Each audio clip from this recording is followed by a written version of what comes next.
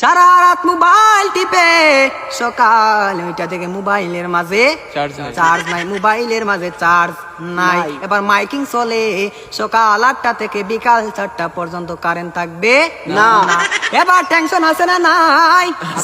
সারাদিন কারেন্ট থাকবে না, আর যদি কারেন্ট না থাকে আমার মোবাইলটা বন্ধ হয়ে যাবে, আর ওই পারে কথা বলা যাবে না। এবার ওই পার থেকে রাগ করবে কি করবে না? করবে। এবার যখন বিকাল 4টা বেজে গেল, যেই মাত্র কারেন্ট আসলো আর মোবাইলটা চার্জে লাগাইয়ে টিপানো আরম্ভ, এবার মেসেজ করে হাই। এবার গিয়ে দেখে ওই পার থেকে ব্লক করে দিছে, ব্লক করে দিছে। এবার ছেলেটা তো টেনশনে আছে, হারে ব্লক করে দিল, আমাদের তো ভালোবাসা কোথায় গেল।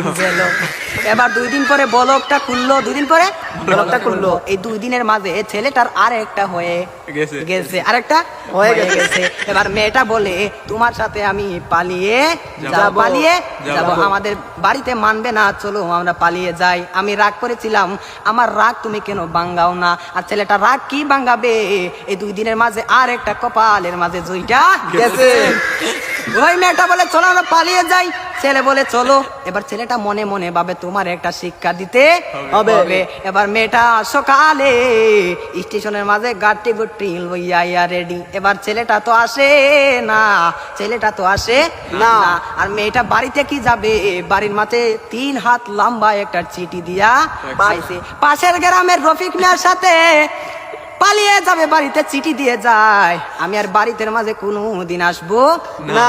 তার নয় কার না, আমি আর কোনোদিন বাড়ির মাঝে আসবো না। আমি চলে গেলাম পাশের গ্রামের রফিক মিয়ার সাথে।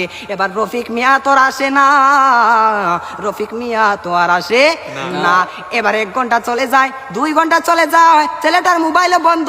মেয়েটা তো আর বুঝার বাকি হলো না, আমাকে চলে গেল ছাড়িয়ে, আমাকে ফাঁকি দিল।